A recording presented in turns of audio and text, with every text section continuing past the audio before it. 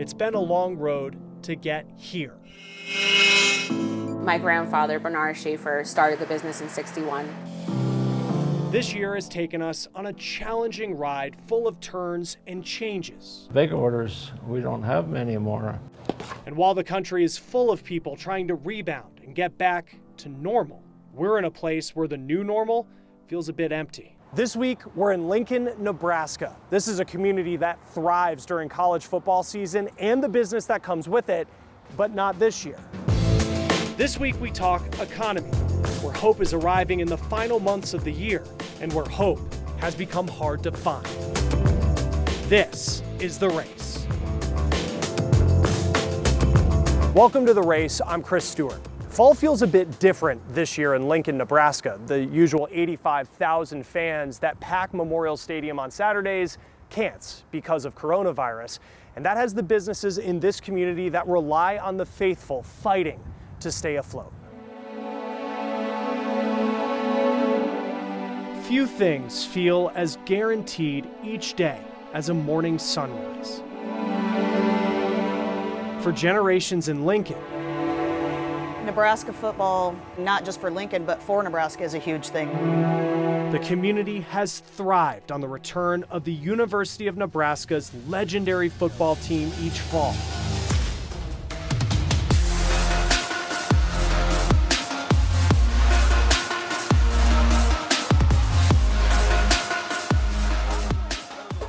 Some of our most popular things, we have a lot of autographed items.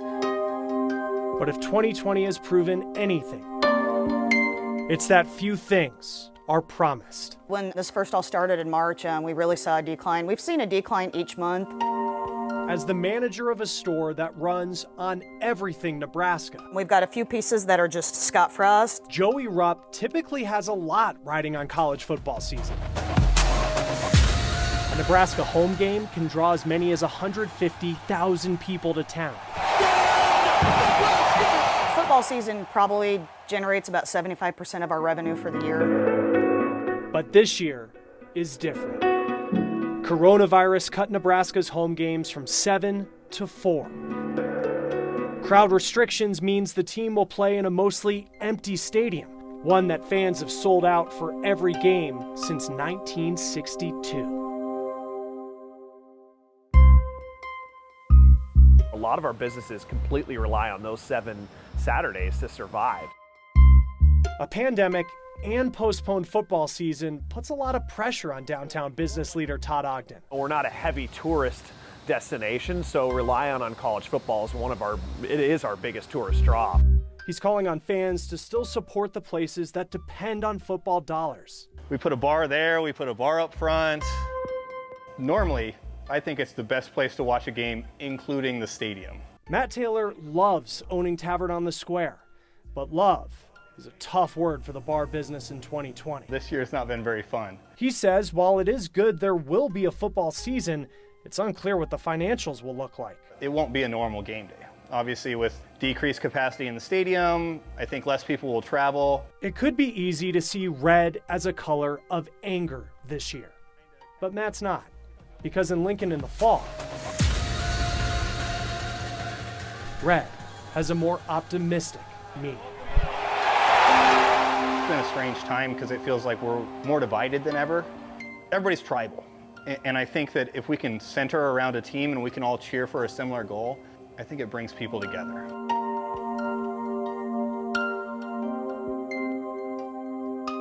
The economy is starting to grow again after the pandemic forced historic shutdowns in the spring.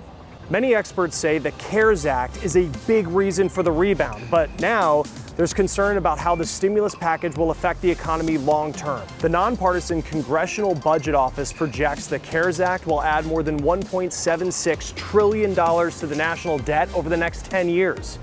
It expects that number to grow as Congress passes new economic recovery packages. Economists predict deficits will stay lower through 2023 as the government collects taxes that have been on hold, then rise sharply. Businesses will also help chip away at the debt as they repay loans that aren't forgivable.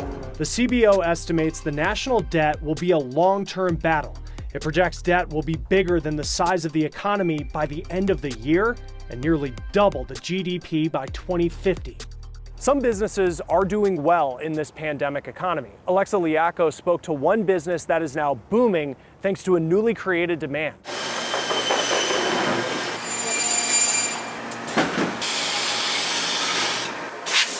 The jarring noises and machines inside the Yushiko Plastics warehouse sound like home to the Schaefer family.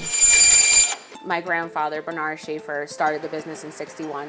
So proud to be the third generation. The company started with the World War II fighter pilot. Now, more than 60 years later, nearly every member of his family has worked inside these four walls. There's an extra level of trust that you just don't get elsewhere. They build all kinds of plastic devices. We designed and created the plastic box. The company is known for air purifying planters, handicapped equipment, and laboratory supplies. Our business was really founded with my grandfather wanting to make health-related products. But this family is now seeing a huge boom in some new products. At the beginning of the pandemic, when everything shut down, Yushiko's business dropped by about 40%, and they weren't sure if they were even going to make it through the year.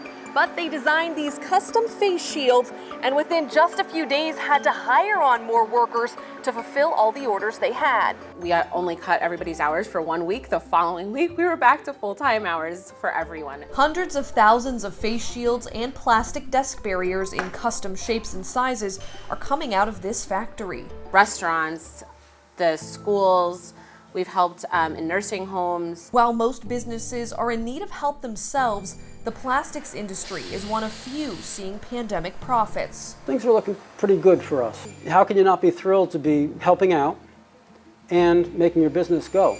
And the Schaefers say their US-made products are growing to a global scale. Our pricing is similar to China now. We're seeing new quotes coming in for things that are typically, done overseas. But more important than business is carrying on a tradition.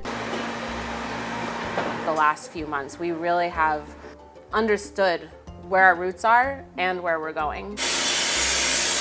Towards a future where simple plastic products mean more than ever before. If we get to save one life, then it's made all of this worth it. For The Race, I'm Alexa Liacco. We're looking at ideas to make housing more affordable across the country. Plus, prices are up across the board. We're using animation to better understand what's driving the increase. Next.